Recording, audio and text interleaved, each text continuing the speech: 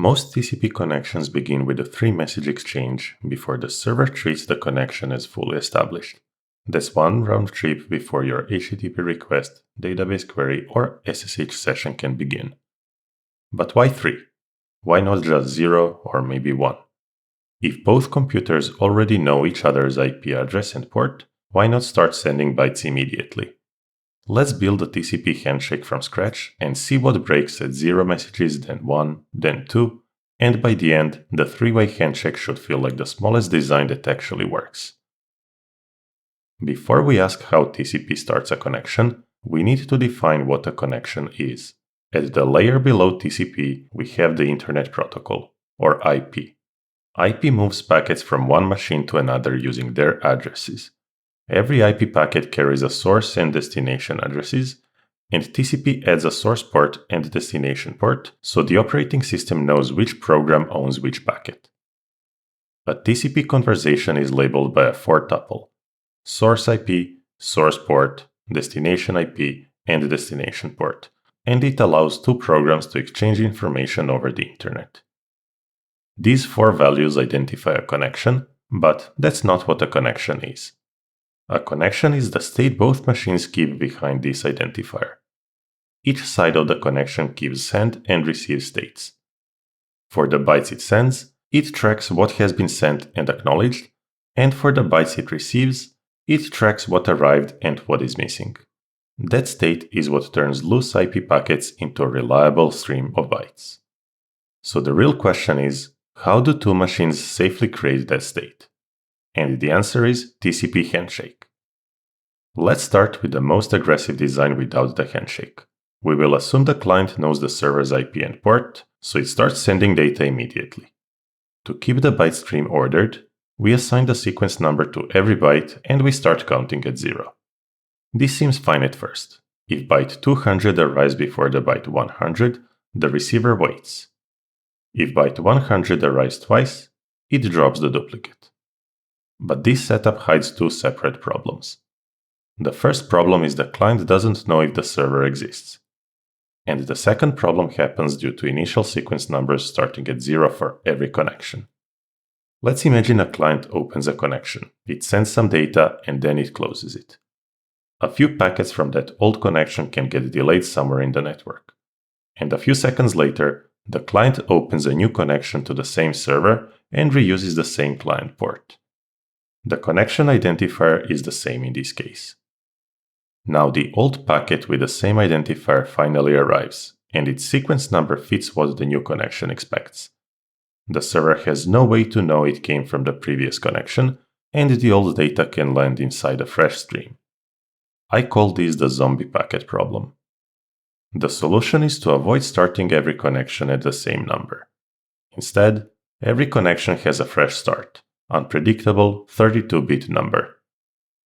I will refer to this number as random in this video, but modern TCP stack computes it from 3 things: the clock, a secret, and the connection details. The clock ensures that reopening the same connection later advances the starting number, the secret makes it hard to guess, and the connection details keep different conversations from all having the same sequence pattern. So the old connection might start at around 240 million, for example, and the new one might start at around 3.5 billion. The receiver only accepts bytes whose sequence numbers fall inside its current receive window. A fresh starting number makes stale packets less likely to fit the receive window, and TCP uses other protections too. We will come back to one of them later. Okay, so fixed initial sequence numbers are not an option. But if the server doesn't know what number the client picked, or vice versa, it can't understand the stream. So we need at least one message to exchange the initial numbers. Let's try sending one message where the client says, I want to start a connection and my starting number is 3.5 billion. The server receives it and now it can understand the client stream. However, the first problem still remains. The client doesn't know if the server exists and is ready to receive bytes from the client. The server has to send something back to show the client that it's actually there, so one message can't finish the setup. We need a second message at least, so let's try this. The client sends, I want to start a connection and my starting number is X. And the server replies, I got your number X and my starting number is Y. Why does the server pick its own random starting number? We will come back to that later. These messages have names, by the way. When a message says, I want to synchronize sequence numbers, we call it a SYN. And when it acknowledges what the other side sent, we call it an ACK. So the client sends a SYN, and the server responds with SYN-ACK. At first, this looks complete. The server knows the client's starting number, the client knows the server's starting number, and the client knows the server is reachable because it got a reply. But now look at it from the server's point of view. The server received one SYN and sent one SYN-ACK. In a two-message design, that would have to be enough. The server would now treat the connection as open. And that's the problem, because the server doesn't know whether the client receives the SYN-ACK. That packet could have been dropped on the way back. If that happens, the client never learns about why, but the server still thinks the connection is ready. So the two machines disagree. The server thinks there is a connection, and the client does not. There is another way why this can happen, and this one gets to the heart of why TCP uses the third message. Imagine an old SYN from a previous connection gets delayed somewhere in the network. That connection closed a long time ago, and the client moved on. But later, the old SYN finally reaches the server. To the server, it looks like a fresh request. In a two-message design, the server would reply with SYN-ACK and then treats the connection as open. But the client is not opening that connection anymore. It has no reason to accept the server's reply. And again, the server has created a connection that only exists on one side. That's the problem two messages cannot solve. After two messages, the client knows that the server answered, but the server still doesn't know whether the client saw that answer or whether the original SYN even belongs to a current connection attempt. The missing piece is a confirmation from the client. The client needs one more message saying, I received your starting number Y, and the next sequence number I expect from you is Y plus 1. That's the third message, the final ACK, which confirms the client saw the server's SYN-ACK. Without that, the server would have to treat a connection as ready after hearing only one packet from the network. That packet might be stale, spoofed, or followed by a lost reply. So the third message is what lets the server safely move from the SYN received state, meaning someone asked to connect, to established state, meaning both sides have seen each other's starting numbers, and both sides agree this connection exists. Notice what happened conceptually here. First, the client sent X. Then the server acknowledged X. And then the server sent Y, and the client acknowledged Y. Those are four separate jobs, but the server can combine the middle two into one SYN-ACK. So four logical steps become three messages: SYN, SYN-ACK, and ACK. That's why three messages are enough, and why two are not. An old SYN cannot complete this exchange by itself. The server may respond to it, because the server cannot immediately know that it's old, but the client is not waiting for that connection anymore, so it will not return the expected final ACK. It will normally answer with a reset, and the server will discard the half-open state. And what if the final ACK itself gets dropped? The client may already consider the connection established, but the server remains in the SYN received state. In this case, the server retransmits its SYN-ACK, and the client acknowledges it again, and the two sides eventually recover. Any client data sent after the SYN-ACK also carries an acknowledgement, so that can complete the handshake as well. Note that the final ACK doesn't prove the client's identity. TCP is not an authentication protocol, it proves something narrower, which is the sender knew the server's current sequence number Y, normally because it received the SYN-ACK. Now we can come back to the question we skipped. Why does the server pick its own starting number? Why not just reuse the client's number X? The first reason is that, well, there is no reason to couple the numbering in one direction to the numbering in the other. Each sender controls the sequence numbers for the bytes it sends, so each side chooses its own initial sequence number. The second reason is that Y should be hard to predict. Imagine an off-path attacker sending a SYN with a spoofed source address, pretending to be a machine that server trusts. The server sends SYN-ACK to that machine, not to the attacker. And because the attacker is off-path, it can't see sequence number Y. To forge the final ACK, it has to guess Y plus 1. If the server's starting numbers are predictable, that guess may be possible. If the server simply reuses X, then it is trivial because it's the attacker that chooses X in the spoofed SYN packet. With a correct guess, the attacker can forge the final ACK and make the server enter the established state. The attacker would still be communicating blindly, and the trusted machine could disrupt the attempt by returning a reset. But predictable sequence numbers have historically made this kind of address spoofing attack possible. That is essentially how the famous attack associated with Kevin Mitnick worked in 1994. The trusted machine was first kept from interfering, and predictable server sequence numbers were then used to forge a connection from its address.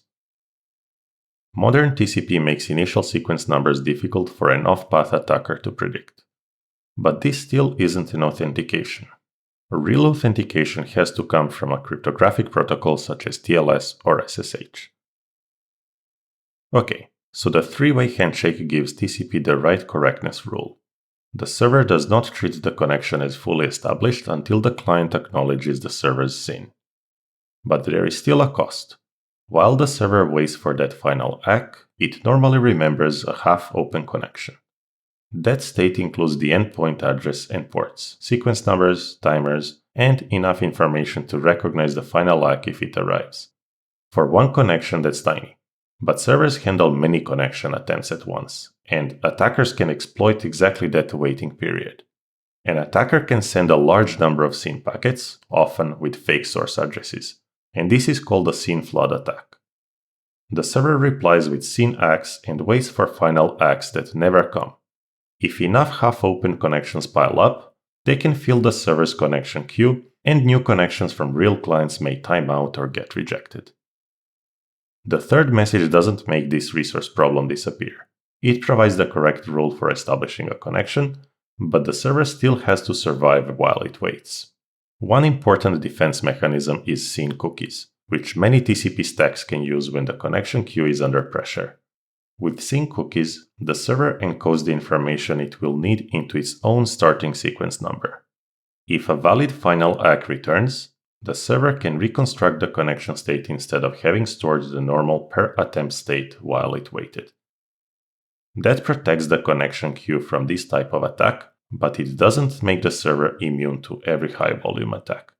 The server still has to receive and process packets. So, SYN cookies defend against the cost of waiting. Now let's look at the real packet capture.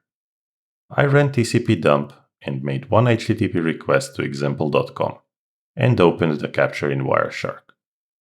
If your Wireshark shows sequence numbers as 0 and 1, that's because it uses relative sequence numbers by default. I turned on raw sequence numbers so we can see what TCP put on the wire. Packet 1 is the SYN. My laptop sent it from the port 57649 to the server's port 80.